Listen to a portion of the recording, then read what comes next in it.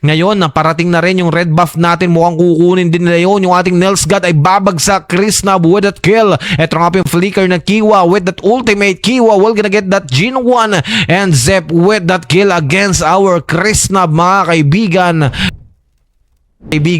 Pumipwesto na maayos rito yung ating Nelsgad sa may bandang likuran. Eto na, papasok na Jin 1 with a good retry. Naku po, flicker with the fatal links. Jin 1 lang ang nahuli.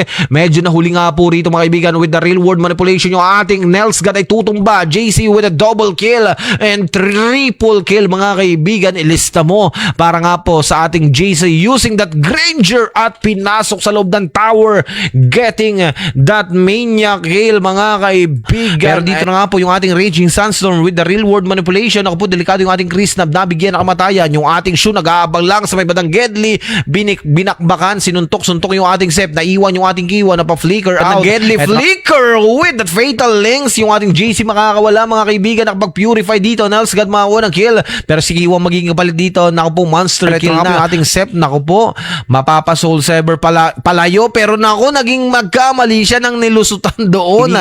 Yung ating Claude, real world manipulation, nagamit na Rhapsody with the Death Sonata. Humabol yung JC with the godlike kill. Kaya medyo namulado yung ating Lord umunggol sa may top lane natin, mga kaibigan. Inner turret will gonna destroy. Papasok na doon sa base, mga kaibigan, yung mga miyembro ng ating mga team Sin Ray. Pero naku po, sa may bandang likuran, naku, yung ating Sep ay mabibigyan ng legendary kill. Doon na nga po ng ating JC. Ngayon yung Lord wala na, pero ito nga po yung ating inner turret, mukhang babakbaka na. Yung minion sa may top lane ay naka-up na, pero magiging hatol dito, atras na lang muna with the real world manipulation coming from Krisnab. Yung Namis 1 natin ay medyo naging delikado. Flicker with that upper left right hook. Nako po, ayun nga lang, mga kaibigan, hindi na kinakaya ng depensa, mga bossing, mga madama ng ating mga KDS Esports ang mga attacking ginagawa. Ito nga po ang ating mga team Sinray, nandoon na rin, mga kaibigan, yung Mystic Gush. Pero ngayon, ako, delikado yung ating Kiwa. Shu with a monster kill.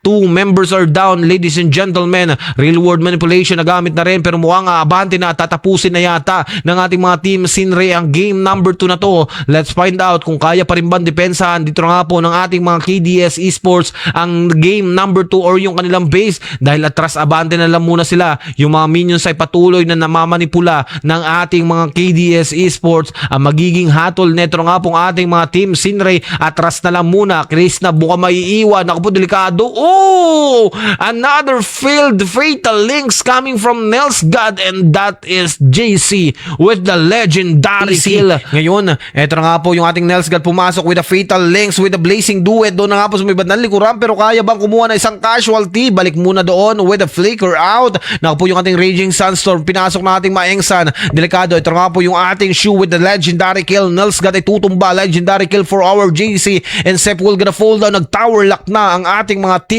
Sinray ang kukuha ng 2-0 standing, mga kaibigan.